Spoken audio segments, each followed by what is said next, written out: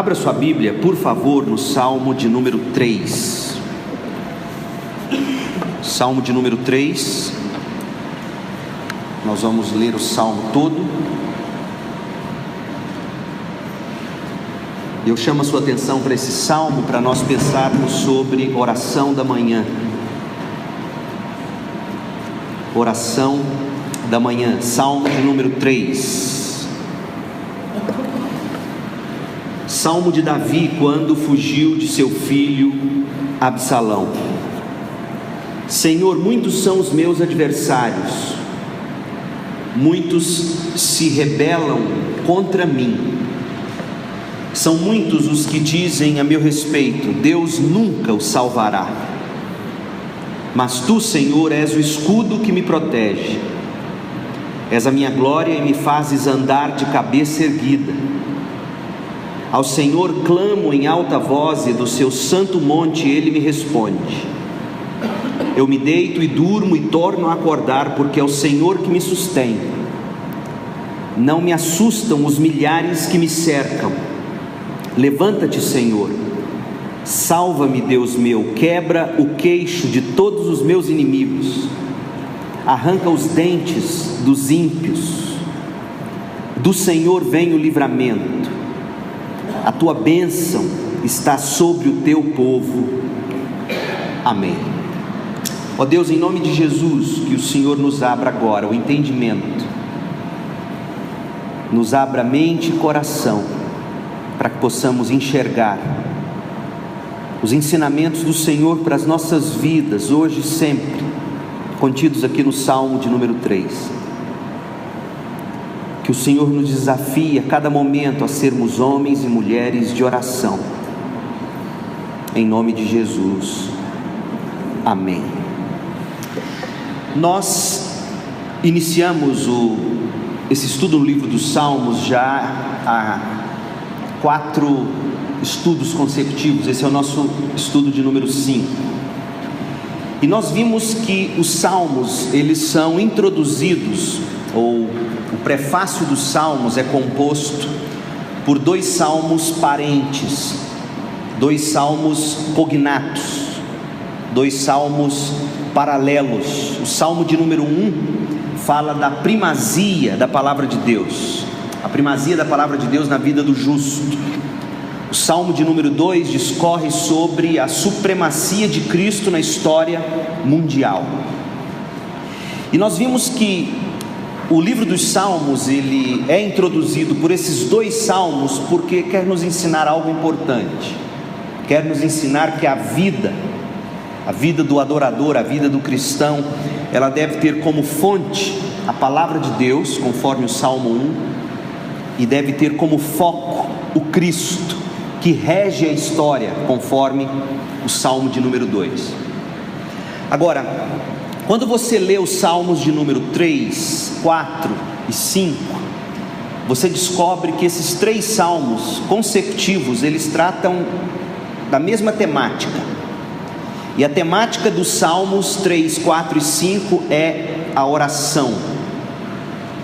Quando nós abrimos o Salmo 3, o 4 e o 5, a gente aprende um pouquinho sobre a vida de oração de Davi. O Salmo de número 3 mostra para nós a oração da manhã de Davi. O Salmo de número 4 nos mostra a oração da noite de Davi. O Salmo de número 5 nos mostra um manual de oração usado por Davi.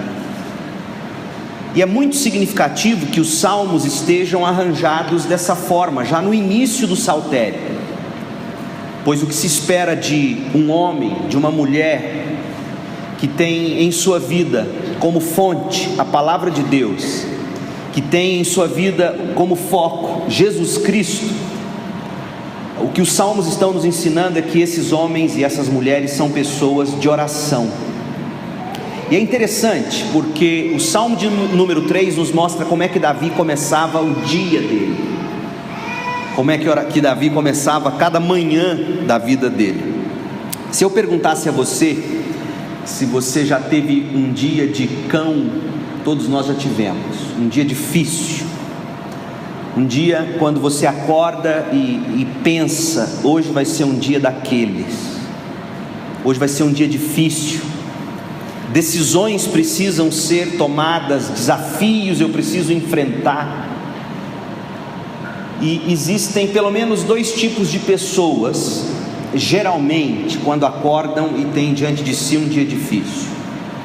Alguns de nós sentem ali na espinha aquela vontade de não sair da cama, aquela vontade de continuar dormindo, aliás, aquela vontade de nunca mais acordar, ou se acordar com os problemas já resolvidos.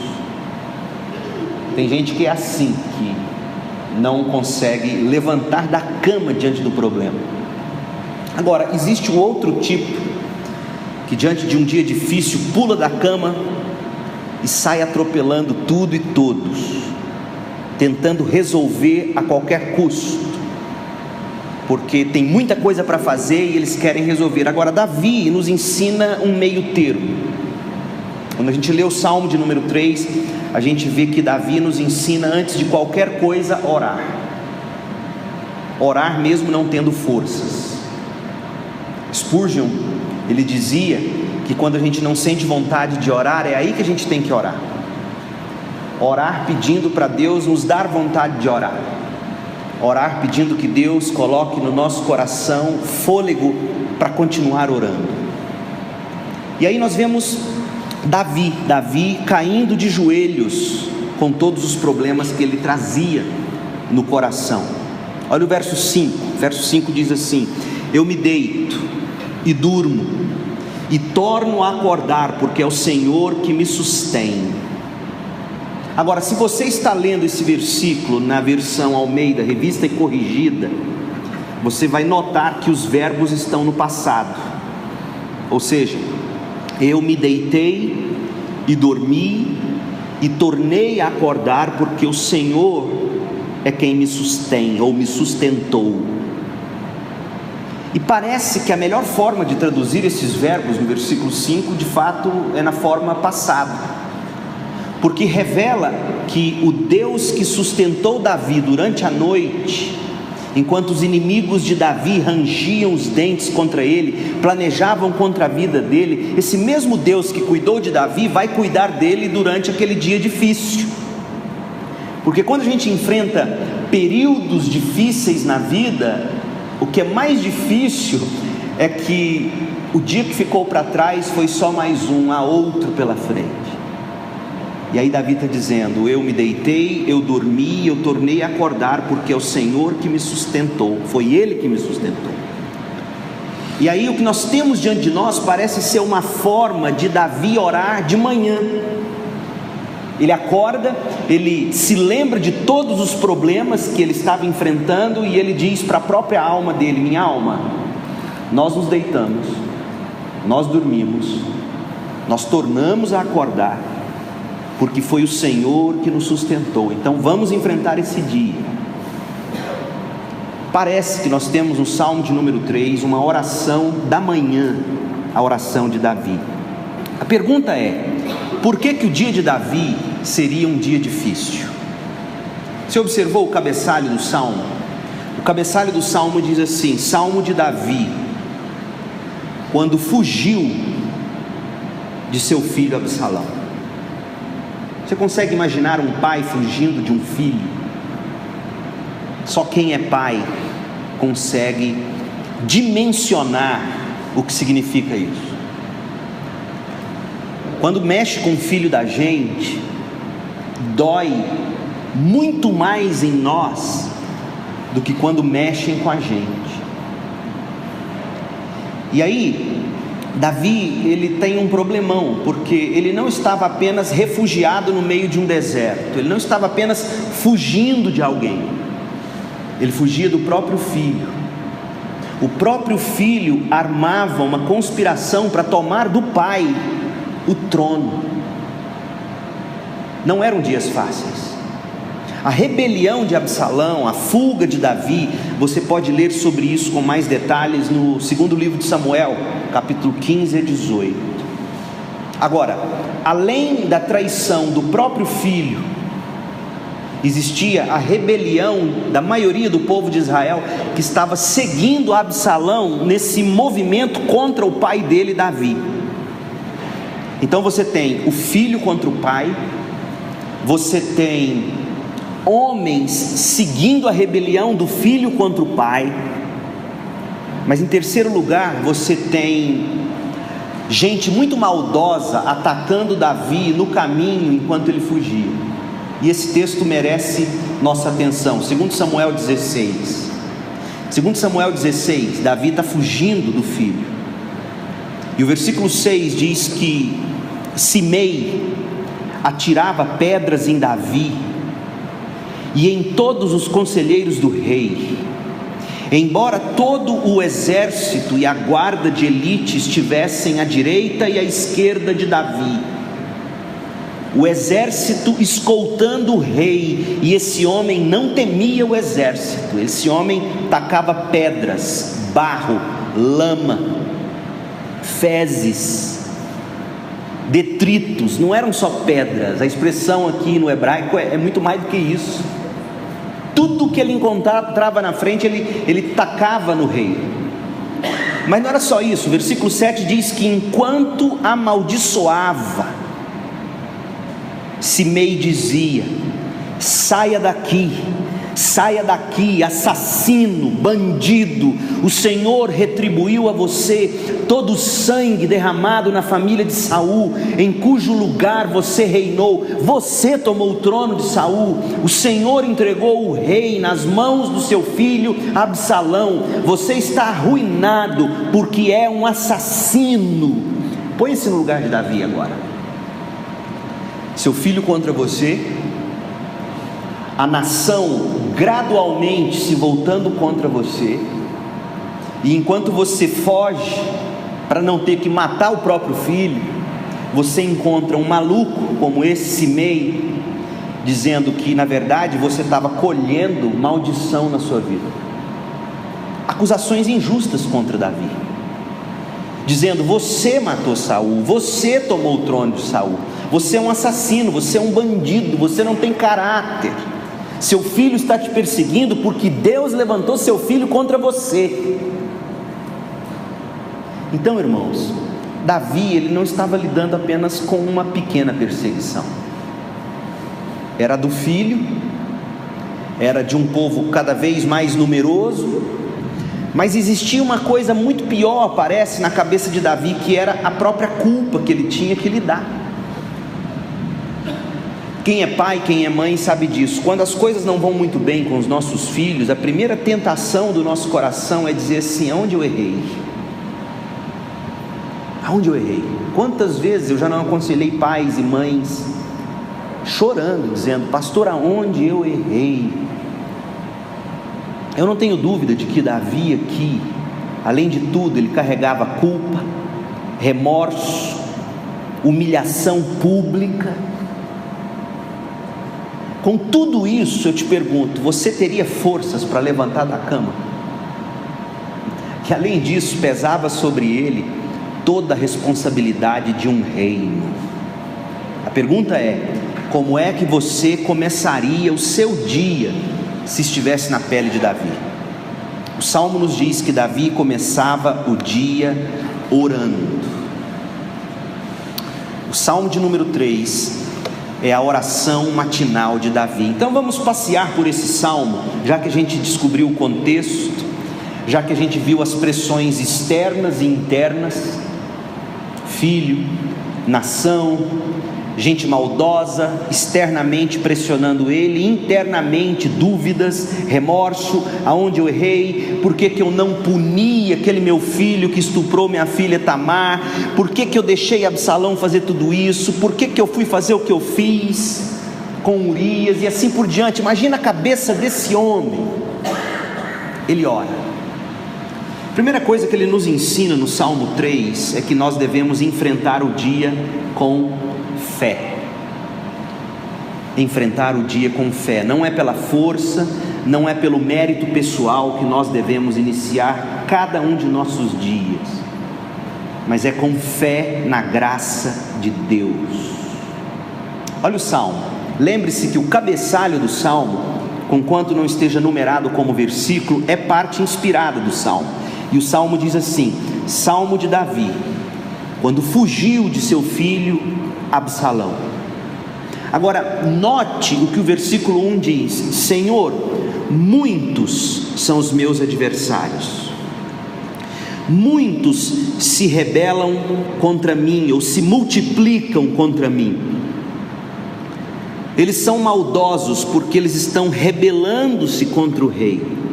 Verso 2 diz: eles são mentirosos porque eles dizem a meu respeito: Deus nunca os salvará. E aí no seu salmo vem uma palavrinha que deve dizer assim: pausa ou selá. É uma meditação. Quando o salmo insere essa expressão pausa ou selá, era o momento em que quem lia ou cantava o salmo deveria refletir sobre o que estava sendo dito. Então nossos problemas a cada manhã parecem ser sempre assim. Eles mudam de tipo, eles mudam de cor, eles mudam de forma, mas eles sempre são assim, muitos, multiplicando. E tantas vezes a gente não tem sequer a chance de se defender. Mas Davi, ele começa esse salmo com uma nota de fé, porque ele começa esse salmo dizendo: Senhor. Ele começa orando. Ele acorda de manhã e antes de tentar resolver na força, ele se diz: não, Senhor. Antes de ser tentado a não querer sair de debaixo das cobertas, ele diz: Senhor. Então ele nos ensina a enfrentar o dia com fé. Em segundo lugar, ele nos ensina a falar com Deus em oração. Olha como é que ele ora. A prova de que Davi enfrentava com fé cada um desses dias difíceis é que ele falava com Deus. E olha como ele falava. Você olha para o versículo 1 e vê Davi cochichando os seus problemas a Deus, como se Deus não soubesse que os adversários eram muitos. Versículo 1. Como se Deus não soubesse da rebeldia, como se Deus não soubesse que eles estavam mentindo, dizendo que Deus nunca os salvaria. Deus sabia disso, mas era necessário que Davi, em fé, dissesse isso a Deus, cochichasse isso a Deus, falasse isso a Deus. Às vezes a gente não consegue orar porque é difícil para nós falar. Você pode observar o seguinte: uma pessoa que tem dificuldade no diálogo, na conversa, é uma pessoa que tem dificuldade para orar. Porque oração nada mais é do que diálogo. A pessoa que não consegue expressar seu sentimento, a pessoa que não consegue expressar suas dúvidas, seus medos, seus receios, suas frustrações, essa pessoa geralmente não sabe orar. Da mesma forma que elas murmuram, quando elas tentam orar, a oração não passa de uma murmuração. Da mesma forma que elas enfrentam problemas na vida em silêncio, caladas, mudas, diante de Deus elas são mudas. E Davi está dizendo que a primeira coisa que os problemas devem nos ensinar a fazer é conversar com Deus, cochichar a Deus os problemas. Deus, são muitos, são rebeldes, estão mentindo a meu respeito, estão mentindo a respeito do Senhor. Porque é como se a alma estivesse desabafando. Isso faz bem. Isso faz bem. Você sabe que na psicologia existem diversas correntes, diversas teorias, diversos pensadores diferentes que muitas vezes se contradizem. Mas há uma coisa na psicologia que é comum a qualquer linha, e essa coisa é falar, ter alguém para te ouvir. Todos concordam que isso faz bem. Por quê? Porque de fato faz bem. E Davi está dizendo que a primeira coisa de manhã que nós devemos aprender a fazer é Deus, eis aqui meus problemas, Mas irmãos, você percebe que para isso a gente vai ter que ter uma vida disciplinada, saber a hora de dormir, para não acordar exausto. John Piper conta que quando ele tenta orar de manhã e ele não consegue, morrendo de sono, ele diz assim: se as pessoas entrassem no meu escritório em casa, onde eu leio e oro, estudo, e de manhã, onde estou com o meu tempo com Deus, iam pensar que eu sou louco, porque às vezes eu acordo para orar, ele fala, e para ler a Bíblia, e eu estou com tanto sono, que se eu ficar sentado eu vou dormir, se eu me ajoelhar eu acordo depois de horas deitado no tapete. Aí sabe o que ele faz? Ele diz que ele abre a Bíblia no texto que ele tem que ler e orar no dia, e ele fica andando para lá e para cá, andando, como aquele judeu no muro das murmurações lá, e para se manter alerta, falando com Deus. Outra coisa, Davi clama por proteção. Ele diz no verso 3: mas tu, Senhor, és o escudo que me protege. Davi coloca a sua honra nas mãos de Deus. Olha o que ele diz no verso 3: és a minha glória e me fazes andar de cabeça erguida. Para mim essa é uma das expressões mais lindas da Bíblia. Imaginem as multidões julgando Davi, como Simei estava julgando. Simei era apenas o porta-voz de alguns milhares que deviam, no fundo, talvez não tivessem coragem de dizer, mas pensavam assim: realmente Deus está pesando a mão em Davi, para o filho dele estar fazendo isso com ele, para ele ter que sair correndo de Jerusalém, se esconder num deserto.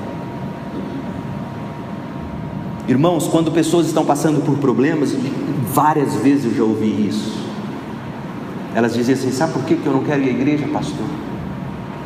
Eu tenho vergonha de ter que dar explicações.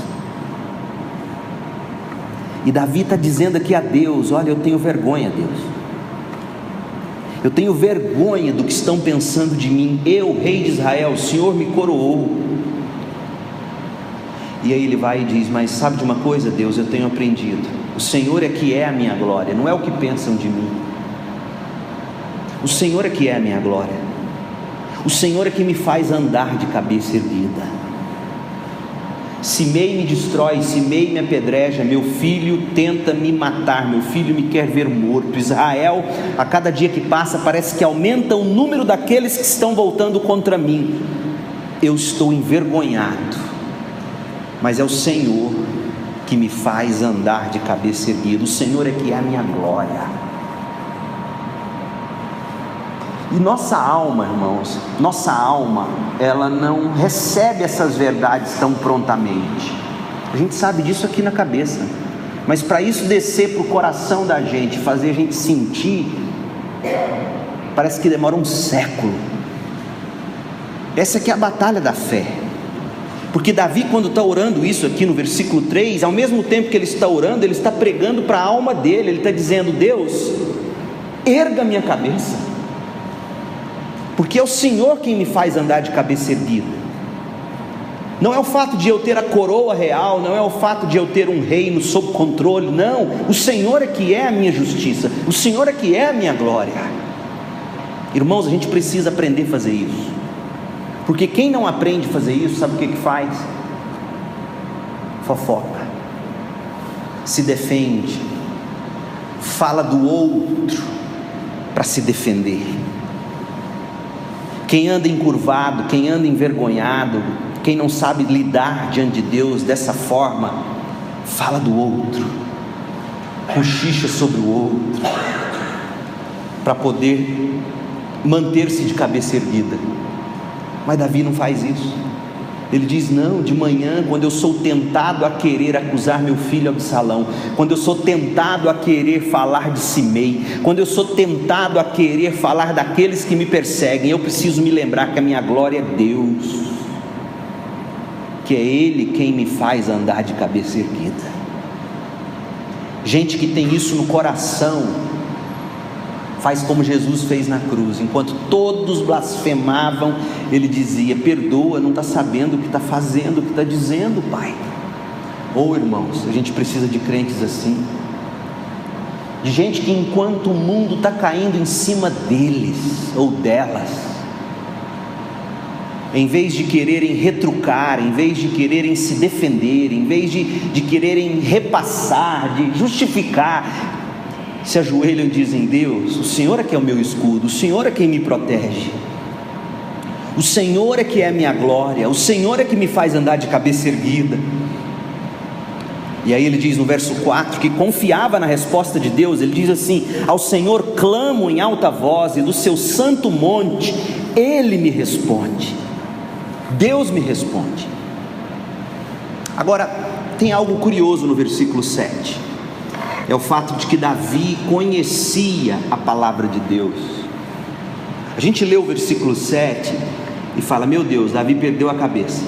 Olha o que ele diz: levanta-te, Senhor, salva-me, Deus meu, quebra o queixo de todos os meus inimigos, arrebenta os dentes dos ímpios. Meu Deus, você estava indo tão bem, Davi. Só que eu não sei se você sabe, talvez não, eu não sabia até me dedicar ao estudo desse salmo. Esse versículo 7 nada mais é do que uma citação de Números 10:35. Davi está orando a Bíblia. Davi está citando o que Moisés orou lá em Números.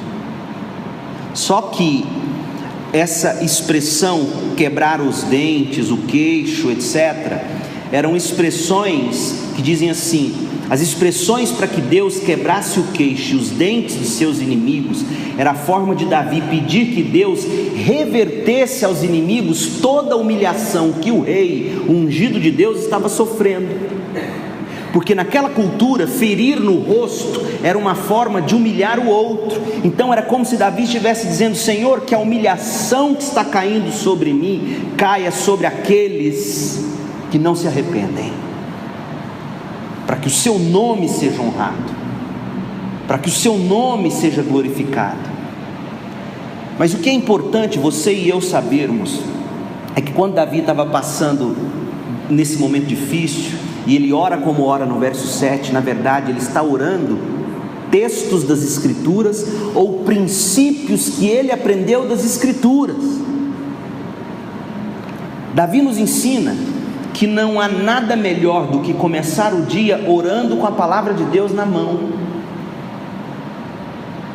Tem dois versículos que eu quero que você preste atenção. O primeiro, Salmo 5, versículo 1. Olha o que diz: dá ouvido, Senhor, às minhas palavras, e acode ao meu gemido. Sublinhe o verbo gemer no Salmo 5, verso 1. Fica com o dedo aí e vai lá no Salmo 19, 14 agora. Salmo 19, 14 diz assim: as palavras dos meus lábios e o meditar do meu coração. Sublinhe o verbo meditar. Por que eu estou pedindo para você fazer isso? Porque o verbo gemer do capítulo 5, verso 1, e o verbo meditar do 19:14 é o mesmo verbo no hebraico. Então, Davi está dizendo assim: Senhor, dá ouvido às minhas palavras e acode ao meu gemido, ao meu meditar. Matthew Henry foi o principal comentarista e expositor bíblico dentre os puritanos, e escrevendo sobre o Salmo 19:14, que fala do meditar, que fala do gemer do capítulo 5:1, ele diz assim: as orações de Davi não consistiam de suas palavras apenas, mas envolviam também as suas meditações. Davi levava a Deus as meditações dele na palavra de Deus. Ele gemia a palavra de Deus diante de Deus. A gente precisa aprender isso, irmãos.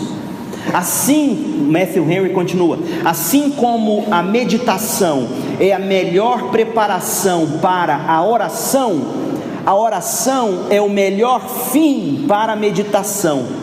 Meditação e oração sempre vão juntas, elas são inseparáveis.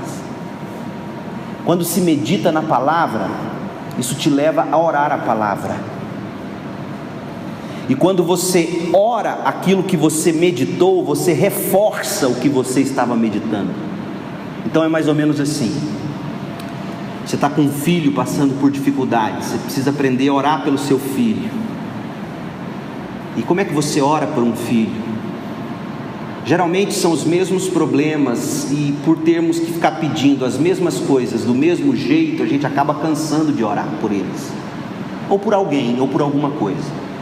E aí, por exemplo, você tem um filho que está passando por dificuldades, e aí você tem um texto, você está lendo em Filipenses, e aí você chega naquele texto onde Paulo diz assim: tudo que é puro, tudo que é justo, tudo o que existe virtude, se existe louvor, nisso pensai.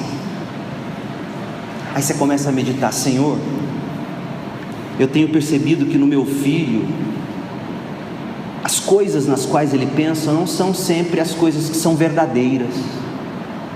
Meu filho tem muitas ilusões na cabeça dele. Coloque na cabeça dele, como Paulo está dizendo, tudo que é verdadeiro. Ó Deus, tudo que é puro, se tem virtude, é nisso que meu filho tem que pensar. Então, ao mesmo tempo que você está meditando no que Paulo fala em Filipenses 4:8, ao mesmo tempo que você está meditando nisso, você está fazendo dessa meditação a sua oração. É isso que Davi está fazendo no Salmo 3, versículo 7. Ele não está simplesmente falando de vingança. Aliás, ele não está falando de vingança. Ele está citando Números 10, 35. Ele está citando textos bíblicos do Antigo Testamento que ensinam que quando o rosto do inimigo é ferido, é como se ele fosse humilhado. Então Davi está dizendo: Senhor, que essa humilhação injusta caia sobre esses ímpios que não se arrependem. Não é vingança. Nós precisamos aprender a orar as Escrituras, a enfrentar o dia com fé, a falar com Deus em oração. E quando nossas palavras já não forem suficientes, quando nos faltar vocabulário, a gente tem que aprender a abrir a Bíblia naquela leitura bíblica diária, e não só ler aquilo, mas orar aquilo. Da onde você acha que nasceu a prática de se rezar o Pai Nosso, por exemplo, entre os católicos? Antigamente orava-se as Escrituras. Hoje cedo eu orava pelo meu filho e passava pelo Pai Nosso. E aí, quando chegou no final da oração, porque teu é o reino, o poder e a glória para sempre, amém. Eu meditando e orando isso, eu e Cristiane, orando pelos nossos filhos nisso. Como é que você faz isso ser uma oração pelos seus filhos, ao mesmo tempo que você medita no texto? Aí eu orei assim: Senhor, teu é o reino, que o reino do Senhor invada o coração da Isabela, que o Senhor reine, porque teu é o reino, que o Senhor reine no coração dela, que o Senhor reine no coração do Samuel, que o Senhor reine no meu coração. Teu é o reino, teu é o poder, que o Senhor tenha poder sobre eles, poder sobre os desejos deles, poder sobre as inclinações do pecado na vida deles. E Senhor, tua é a glória, que a glória do Senhor encante o coração deles. Irmãos, a gente precisa aprender a orar assim de novo. Davi orava assim. Davi orava as Escrituras. A gente tem que aprender a orar, a ler as Escrituras, meditar nas Escrituras e fazer dessa meditação, que às vezes o salmista chama de gemido, gemer. E aí vem um movimento neopentecostal, por exemplo, e fica fazendo disso um ratatatatatatatatatatata, achando que... Mas na verdade, quando se fala de balbuciar, de gemer diante de Deus e para o judeu, sempre foi versículos bíblicos recitados. A gente precisa aprender isso. O problema é que nós não temos essa palavra no coração, e quando você não tem ela no coração, é como um carro sem combustível, ele para.